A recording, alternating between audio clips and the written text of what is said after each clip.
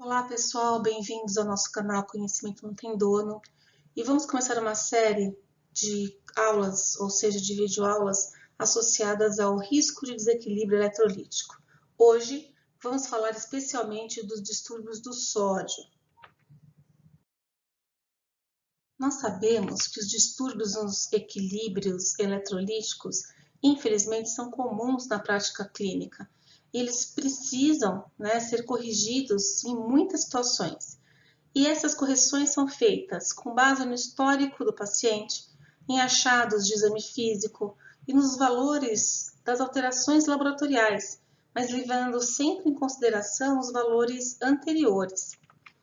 As alterações no equilíbrio de eletrólitos, é um problema no qual nós, enfermeiros, nós temos competência para agir. Por isso que devemos sempre ficar atentos para esse diagnóstico, risco de desequilíbrio eletrolítico. Se existe esse diagnóstico, porque existe, então, uma competência para a gente atuar. Ou seja, pessoal, nós, enfermeiros, temos que identificar precocemente todos os indivíduos sob os nossos cuidados que apresentam uma suscetibilidade a mudanças nos níveis de eletrólitos séricos, uma vez que essas mudanças elas colocam o indivíduo a graves comprometimentos da sua saúde. Os fatores de risco para esse problema, são o conhecimento insuficiente sobre alguns fatores modificáveis, a própria diarreia, o volume de líquidos deficiente ou o próprio volume de líquidos excessivo. Outras situações é a perda volêmica, como no caso dos vômitos. Já as condições associadas estão relacionadas a disfunção na regulação endócrina, por exemplo, alteração da suprarrenal, disfunção renal, mecanismo de regulação comprometido e próprio regime de tratamento, como, por exemplo, o uso de alguns diuréticos. O sódio, ele é o eletrólito que a gente encontra em maior abundância no líquido extracelular. A concentração do sódio ela varia em torno de 135 a 145 miliequivalentes por litro ou miliosmóis por litro. O sódio, pessoal, é o principal determinante do volume e da osmolaridade do nosso líquido extracelular. Portanto, o sódio ele vai desempenhar um papel fundamental no controle da própria distribuição da água por todo o nosso corpo. Isso porque o sódio ele não atravessa a membrana da parede celular com muita facilidade, como também por causa da sua grande quantidade, ou seja, a sua alta concentração no nosso corpo. O sódio ele é regulado por meio de hormônios, principalmente o hormônio antidiurético, pelo sistema renina-angiotensina-aldosterona e pela própria sede. Depois que a gente tenha o controle, a gente vai ter débitos ou ganhos de sódio que normalmente vão ser acompanhados também por perdas ou ganhos de água. Então, se perdemos sódio, normalmente perdemos água. Se ganhamos sódio, normalmente ganhamos água. O sódio também ele está diretamente relacionado no estabelecimento do estado eletroquímico, que ele é necessário tanto para a nossa contração muscular, como também para a transmissão dos impulsos nervosos. Ou seja, se temos qualquer alteração do sódio, as atividades neurais e musculares também vão ficar comprometidas. A hiponatremia, ou deficiência de sódio, ela é definida quando o sódio ele começar a ter um valor inferior a 135 miliequivalentes por litro, ou miliosmóis por litro. A concentração de sódio plasmático, de uma certa forma, representa a razão de sódio corporal total e a quantidade de água total no nosso corpo. Ou seja, essa razão ela pode ser afetada quando nós temos uma baixa quantidade de sódio corporal total, no entanto, a gente também vai ter uma menor redução da água corporal total. Outro fator que também afeta essa razão de sódio corporal total e da água total do nosso corpo é quando temos uma quantidade de sódio corporal total normal com excesso de água, ou seja, eu não perdi sódio, mas ganhei água. Isso leva então à hiponatremia dilucional. Outro fator importante é que, além desses outros dois, nós podemos ter até, né, o aumento do sódio corporal total. No entanto, eu tive uma maior, tá bom, aumento, uma maior ingestão de água corporal total no nosso corpo. É importante aqui também a gente enfatizar que o estado hiponatrêmico ele pode se sobrepor a um déficit no volume de líquidos ou um excesso de volume de líquidos que já estava existente. Normalmente, pessoal, a hiponatremia ela é causada principalmente quando a gente tem um desequilíbrio da água em vez do sódio, ou seja, eu não tenho alteração do meu sódio corporal total, mas eu acabo aumentando a quantidade de água total. O exame amplamente utilizado para a identificação da hiponatremia é o sódio urinário. O valor dele oscila entre 75 a 200 miliequivalentes por 24 horas. Esse exame amplamente utilizado, ele é feito porque a gente já sabe que os valores do sódio urinário, eles mudam com a ingestão de sódio, ou seja, quanto mais sódio eu acabo ingerindo, maior vai ser a eliminação de sódio. Como também o estado do volume hídrico. À medida, então, que aumenta a quantidade de volume no meu corpo circulante, diminui o sódio, ou seja, ele vai ser conservado. Como eu falei para vocês, então, o sódio auxilia na diferenciação de causas renais como causas não renais. O baixo sódio urinário ocorre à medida em que o rim retém sódio para compensar, então, a perda de líquido não renal. Por exemplo, em vômitos, diarreia. Já a alta concentração de sódio urinário está associada ao resíduo de sal renal, ou seja, eu acabo eliminando por meio de diuréticos.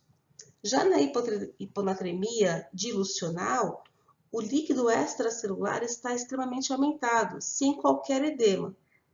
Outro fator importante nas causas renais é o déficit de aldosterona, como acontece então na insuficiência da suprarrenal, como a gente sabe já na doença de Addison. Essa insuficiência da suprarrenal também predispõe a déficit de sódio, uma vez que a suprarrenal não responde ao estímulo do sistema renina-angiotensina, espolhando o sódio. Sendo assim, pessoal, os níveis de sódio séricos, urinário, estão extremamente alterados, ou seja, o nível sérico de sódio vai estar muito baixo e o nível de sódio urinário vai estar extremamente elevado. Sabemos também que o uso de determinadas medicações, como anticonvulsivantes, a própria carbamazepina, oxacarbamazepina, ou o uso de fluoxetina, sertralina, ou mesmo o DDAVP, que é o acetato de desmopressina, eles aumentam o risco da perda de sódio. A síndrome de secreção inapropriada do hormônio antidiurético é observada também nos casos de hiponatremia, mas também pode ser observada nos casos de hipernatremia.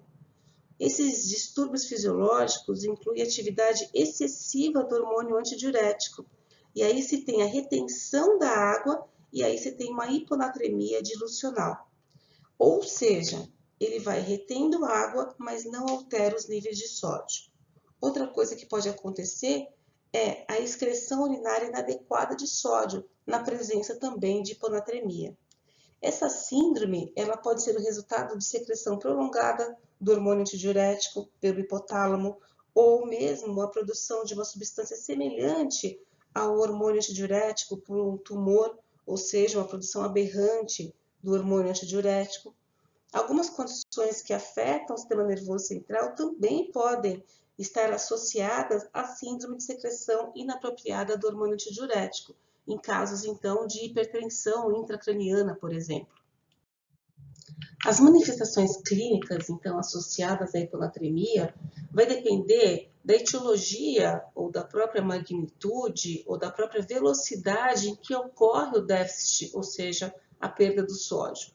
Normalmente, nós vamos encontrar, então, turgor cutâneo deficiente, a mucosa oral seca, cefaleia, produção diminuída de saliva, queda da pressão ortostática, náuseas, vômitos, cólicas abdominais. Além disso, pessoal, nós temos que entender que o sódio ele é responsável pela osmolaridade. Então, à medida que o nível do sódio extracelular diminui, o líquido celular ele torna-se, de uma certa forma, mais concentrado. Ou seja, ele vai puxar a água para dentro das células. Então, quanto mais eu tenho hiponatremia, maior é o risco de eu ter edema celular.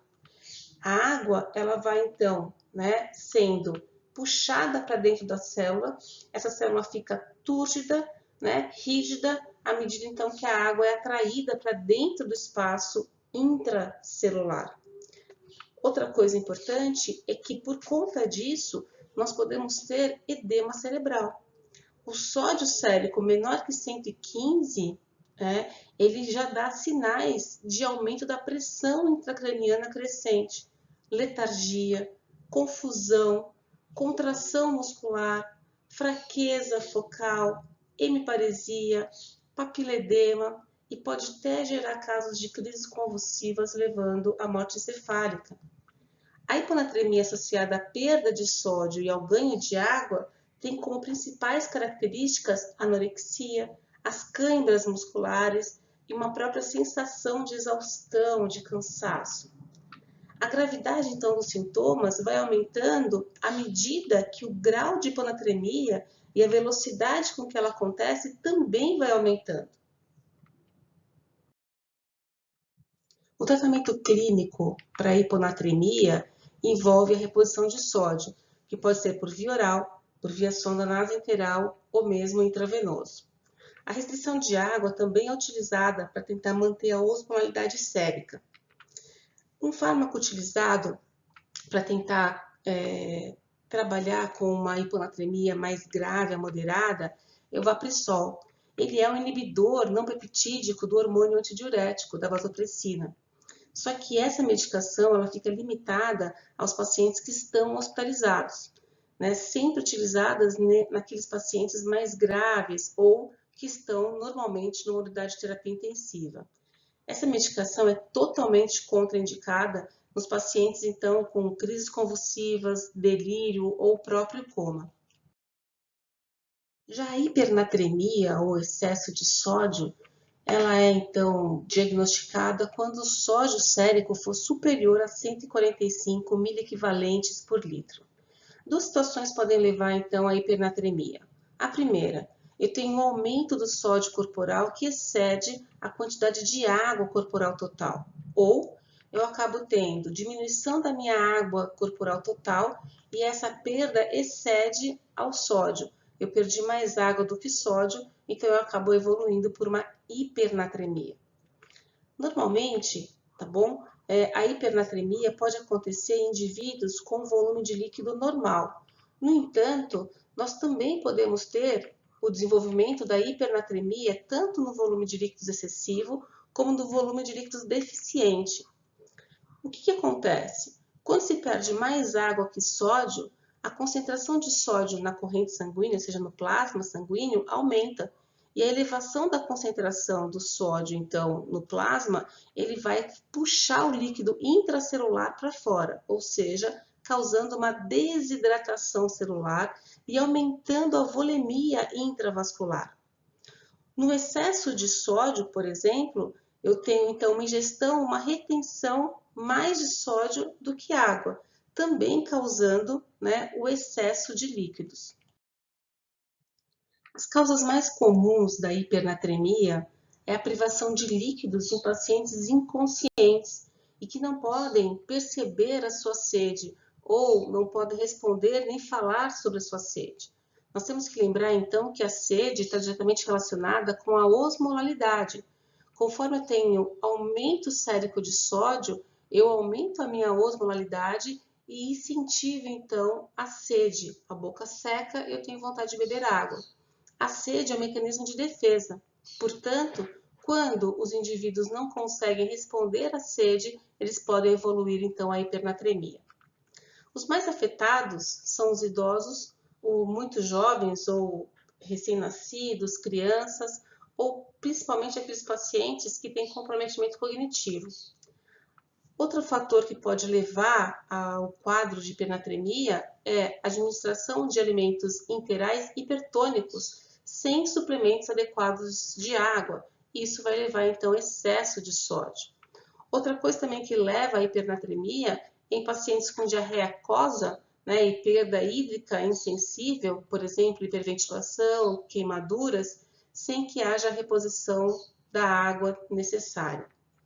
O diabetes insípido pode causar também a hipernatremia se o paciente ele não sente sede ou não pode responder à sede, ou quando os líquidos sofrem uma restrição hídrica. Então, pacientes restritos hidricamente, com restrições hídricas severas, podem evoluir para o quadro de hipernatremia. As causas menos comuns são internações, tá bom? Por quase afogamento, né? Ou intermação, que é o aumento da temperatura interna por exposição excessiva ao sol, né? O quase afogamento, normalmente em água salgada, né? Acaba levando a esse quadro. Funcionamento deficiente de sistemas de hemodiálise ou diálise peritoneal, administração intravenosa de soro fisiológico hipertônico, uso excessivo de bicarbonatos, são as causas menos comuns, porque normalmente são causas que devem ser observáveis. As manifestações clínicas, então, da hipernatremia envolvem as causas neurológicas, que é a principal. A osmolaridade plasmática aumentada, né, causada por um aumento, então, na concentração de sódio, leva à desidratação celular. Quando eu tenho uma desidratação celular, eu tenho alterações neurológicas, como inquietação, às vezes alterações musculares, como fraqueza, desorientação, ilusões, alucinações. Como eu falei antes, a sede é um forte defensor dos níveis séricos de sódio nas pessoas saudáveis, ou seja, que não tem alteração cognitiva, nem alteração, né, de rebaixamento do nível de consciência, ou seja, cognitiva, ou extremos de idade. Nesses casos, nas pessoas saudáveis, a hipernatremia quase nunca acontece, né? Quando acontece, a gente vai ter, né, a língua seca e edemaciada, a gente tem as mucosas pegajosas, a pele fica vermelha, tem edema periférico e pode levar também ao edema pulmonar. Esse paciente pode ter uma hipotensão postural, uma oligúria, o tônus muscular e os reflexos tendinosos profundos, eles ficam extremamente aumentados.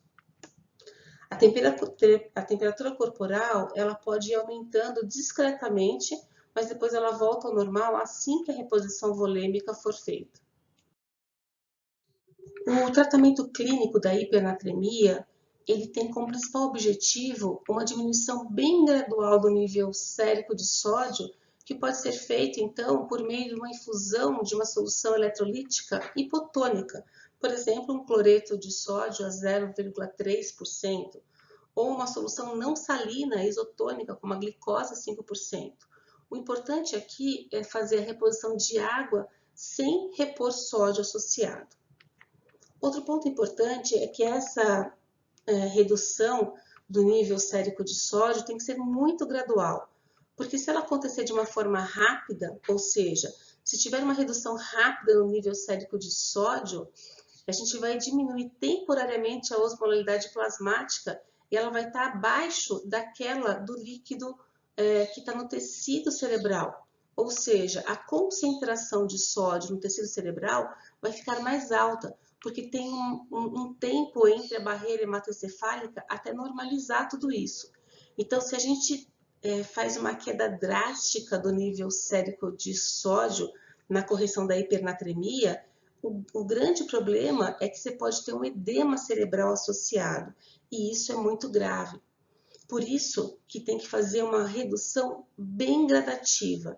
Normalmente, a regra geral é que o nível de sódio ele seja reduzido em uma velocidade não superior a meio ou a 1 miliequivalentes por litro por hora. Pode ser utilizado também diuréticos para ir reduzindo gradativamente o nível de sódio, porque ele vai ser expoliado na urina. Então, como eu estava falando para vocês, a regra geral é fazer uma redução bem lenta para a gente não evoluir para o edema cerebral. Isso permite, então, o tempo de reajuste por meio da difusão através dos compartimentos hídricos, principalmente da barreira hematoencefálica. Então, nunca se faz uma redução drástica de um quadro de hipernatremia, porque senão o nosso paciente pode evoluir para um edema cerebral. Deixo aqui para vocês as referências utilizadas nessa nossa videoaula e em breve traremos mais alterações de líquidos e eletrólitos.